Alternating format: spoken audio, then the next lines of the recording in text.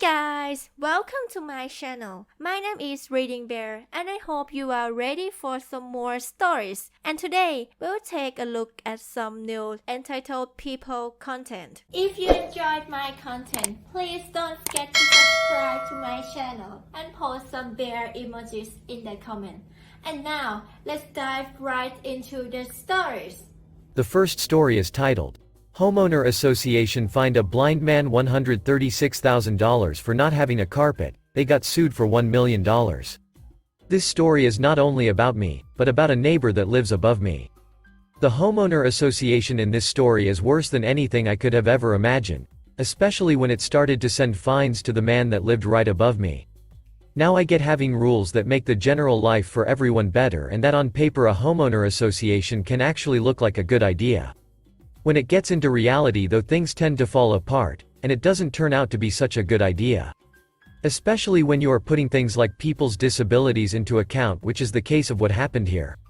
Now the neighbor that lives above me is an amazing guy who is also totally blind and lives by himself. As his neighbor I am always willing to help him with anything he might need, but honestly in this day and age he can basically take care of 99% of the things on his own.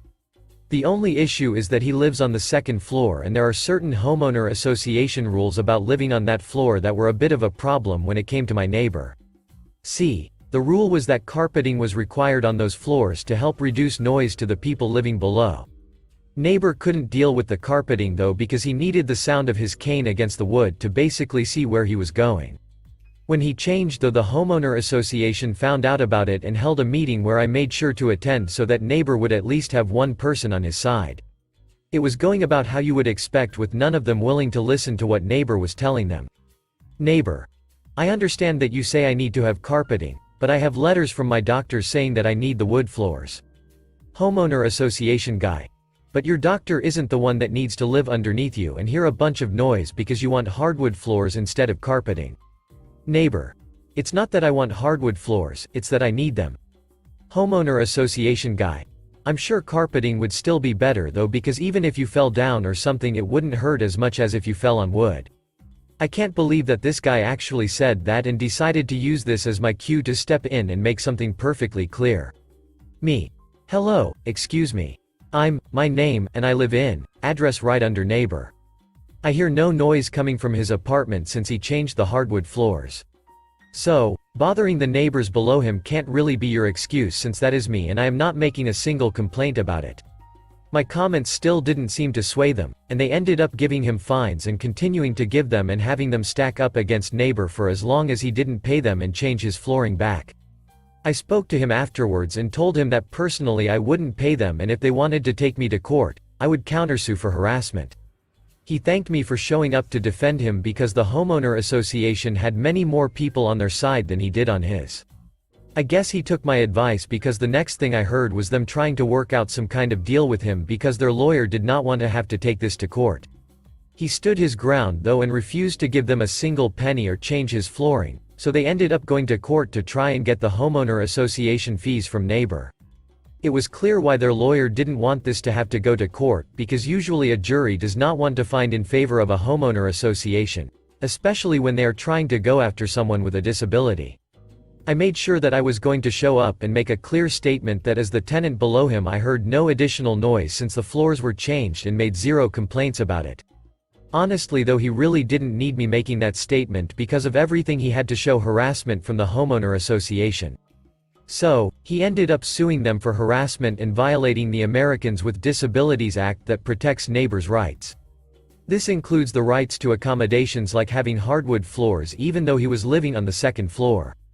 Apparently, this was not the kind of law someone wants to mess with, because with the level of harassment they gave neighbor, including trying to sue him, which they obviously couldn't hide to a court of law, he ended up winning without the homeowner association having a foot to stand on. He got $1.2 million and he was sure that after that they were going to leave him alone. It was enough that he could honestly buy a house anywhere he wanted, but he really liked his condo so decided he was just going to stay there anyway. The homeowner association changed drastically after that, and while it still existed, they were a lot wearier to try and fine other people for every little thing. I'm pretty sure their lawyer warned them that they couldn't afford any more lawsuits, so basically the homeowner association existed only in name without the power to really back them up. I'm sure if someone did something really wrong, they would step in and fix it like a homeowner association is actually supposed to behave, but things are pretty quiet here. I really don't know what they were thinking when they started all of this nonsense instead of just taking neighbor's doctor's note and letting him have the floors like he needed, since it was bothering literally nobody. I think they probably were worried about the floors getting damaged and the resale value going down. Or maybe they just thought that if someone had a disability, they were going to roll over instead of fighting back. Being blind though didn't make neighbor a wimp, and they learned a little too late that he was willing to get his revenge even if it took some lawyer fees and nearly bankrupting the homeowner association he lived in. I still live under him, and I still have yet to hear any amount of difference in the noise level since he got the carpeting removed with wood floors. Maybe it doesn't do anything at all, or maybe he is just a quiet guy that doesn't stomp on his floor. I think the funniest thing was now that he has this money, suddenly people that were siding with the homeowner association before now all suddenly want to be friends with neighbor. Most of them have no idea how to act around a guy who can't see and tries to help him with things that he is more than capable of doing himself and is very vocal that he can do. They think if they help him or something he will give them a chunk of money like he doesn't know any better or something. One guy even pretended he was me, but his voice was obviously so different that neighbor knew right away that he was trying to pull a fast one and told him to get lost. Even after all that, people still don't give neighbor the credit he deserves as being just as capable as everyone else and wanting to be left alone like everyone else. The next story is titled, "Neat Freak Neighbor Makes Me Deseed All of My Flowers." This year in spring I decided to bring some pop into an empty spot in my garden and helping the environment by planting a small beneficial meadow for bees and butterflies to collect pollen and live in. It's a considerable amount of flowers and has looked beautiful all summer long. Now that autumn has officially begun, my grandmother, who lives on the same property as I do, was approached by our neighbor, let's call her Karen. Karen demanded that we immediately deseed every flower in our garden, as her property sits against ours and she could possibly have seeds from our flowers on her property next year. I'd like to mention here that the small meadow sits next to the fence to her property, more specifically her completely plastered driveway. My grandmother is very non-confrontational and agreed immediately, informing me that in 2 days we will be spending the entire day taking every seed off of every flower. Karen already started bending the flowers in reach, breaking anything she saw as potentially containing seeds. There is no talking with Karen, as she demands we keep her lawn clean, including the driveway. She simply cannot handle any flowers sprouting on it. I was vaguely warned about this happening by my grandmother a year before, but I thought she was kidding. I now know why that spot was vacant before.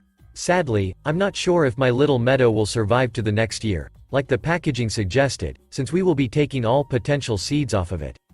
But at least Karen is happy and doesn't need to pluck flower seeds out of her yard next spring. The next story is titled, "My Parents Neighbor Karen, who lives in a house that costs £1 million British pound, complains that her driveway is too small." My parents live in a very well-off part of my hometown, and on a street where houses cost around 800,000 to £1 million British pound on average. Unfortunately, there are a lot of entitled people where they live, and my parents' neighbors take the cake for entitled behavior, a middle-aged couple with 2 pre-teenage kids. The mother especially is the stereotypical Karen. Since my parents' neighbors bought the property 5 years ago, and only moved in full-time 2 years ago, they rented it out for the first 3 years, they've just acted really entitled. When they met my dad for the first time, they asked, "Can we have a portion of your driveway so our kids can have more space to play in?" For context, the neighbors have already got 2 lawns, one big enough to hold a trampoline, and another big enough to hold a mini badminton court. I'm really not joking. They're also very loud too, but not after 11 p.m. so my parents can't do anything about it. What really made me laugh and feel slightly disturbed is that Karen knocked on my parents' door this morning. She then complained to my dad that she can't do a 3-point turn in her driveway, so she can only reverse down her driveway. Whilst yes, it is a bit narrow in her driveway, it's still pretty big by most people's standards. Basically, from what I heard about it from my mum, Karen just seems envious that my parents can do a 3-point turn and go down their driveway forwards, whilst Karen can only reverse down her driveway. My parents just got her to leave and just laughed about it once she left. I mean, lady, come on. You live in an area and house that most people in the UK would kill to have, and you can only complain that your driveway is too small because you can't do a 3-point turn and can only reverse down the driveway? My hometown embarrasses me at times due to the level of entitlement. Edit. I forgot to mention, what separates my parents' and neighbor's garden is a massive fence on one half and a hedge on the other half, so it's not like it's some sort of free-for-all or anything like that. It's clearly defined whose garden is which. The next story is titled, A Very Karen Moment. Did I mention my dog is a Karen? On Monday morning this week, our resident Karen, aka Ginger, proceeded to have a total meltdown, bringing in the manager, aka Mom, and disturbing the writer of the house, aka me, from weekly prep for small group. Our local telephone company had the audacity to send a man to work on the lines directly in front of our house. His van parked on the far side of the road in line with our drive. He pulled the green box apart and worked without care for our dog. He paid no mind to her, and this proved to be beyond intolerable for our dog. After 5 minutes of Karen screeching out a closed window, I had enough. Is it in our driveway? Is my usual question. She paid no attention to my words and continued, "Orworu," in a constant stream of obscenities toward this man with the impudence to ignore her. "Get upstairs," as I herded her toward the steps with her complaining all the way. She entered the bedroom where Mom busied herself with the next project, groan, coming from deep in her throat to protest my mistreatment of her for sending her upstairs and not fulfilling her rant. As I turned to go back to the computer, Orworu, as she raced down the stairs again to resume her verbal attack on this unknown man. "No, get upstairs." This time I followed her upstairs and commanded her onto the bed. Her defiant stare screamed how she would not calm down. So, wrestled her to lay down and left. Her parting shot, as I left the room. Almost 2 minutes later, the telltale jingle of her license and ID around her neck indicated she sought more complaints about the man doing his job. As she made it to the bottom step, I came around the corner pointing 2 fingers at my eyes, then at hers, and back again. She slumped back upstairs with a groan of indignation. The telephone repair lasted a good hour with our resident Karen trying every 5 minutes to get the final word at howling her temper.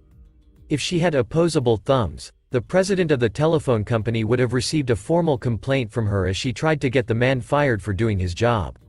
The next story is titled, Neighbors Fight Over a Public Parking Spot. This happened several years ago and ended up being a really dumb conflict between my parents and my neighbor. I'll let you decide who's more entitled. When I was 17, I had gotten my driver's license and bought a really crappy first car. With that, my family had 3 cars but only 2 private parking spots. We lived in typical European residential suburb, rows of houses each with a 1-car garage and a 1-car driveway. Fortunately, our street was a narrow street with 1 driving lane and public parking on our side, along the hedges between the driveways. As the spot along our hedge was usually empty, we normally used it for one of the cars. The problem was that the neighbor across from us, an older gentleman, didn't like that and kept writing us notes that our car was preventing him from easily backing out of his garage and driveway. My parents found the notes too passive-aggressive and chose to ignore them, only parking a little closer to the hedge to give him more space. The neighbor even tried calling the police to get us to move the car. Soon after, he suddenly had a second car, and whenever we opened up the parking spot, he would immediately park his second car there and leave it for a few days. My parents, who enjoyed provoking him, started doing the same whenever he had to move his car from the space. While my parents and neighbor were playing musical chairs with the parking spot, they had also begun calling the local authorities for every minor rule breaking, e.g., when the neighbor's hedge had started to grow around a traffic sign or when we parked our car in a way that slightly blocked our driveway. Then the neighbor's second car disappeared, and a third car took over the parking spot for 3 months. The neighbor ignored a temporary parking ban for a 2-day construction site, our pleas and then treats to let us trim the hedge with potentially dangerous machinery, etc. That is until my parents called the company of our neighbor's son. The second and third cars turned out to be company cars that the dad had been borrowing. The son ended up having to talk reason into both his dad and my parents to resolve the conflict until me and my car moved out a few months later. Apparently, backing out of the driveway was only difficult when our smaller car parked in that spot.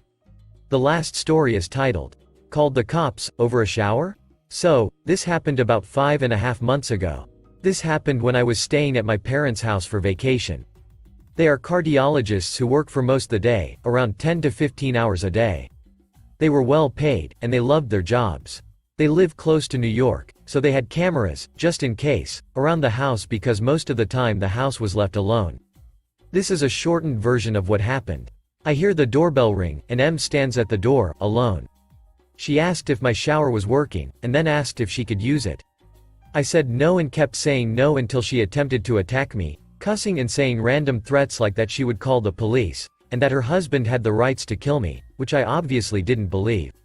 She then called the cops, and I called my mom and told her everything. She then tried to talk to her through the phone, but she snatched the phone, and broke it down to pieces. My mom probably realized this, as she pulled up in the driveway, furious. The two had a large argument until the cops arrive. As soon as the cops come out, they get a barrage of her accusations of me assaulting her, threatening her, and how that this was her house, and I was trying to break in. Immediately after she gets so much proof that this is not her house, and mom decided to show the cops the cameras. The camera showed that she was attacking me, and the camera mics, I didn't know that was a thing until now, showed that she was trying to get in to probably shower and swipe a few valuables. She was then arrested, and was charged for assault, destroying personal belongings and was fined.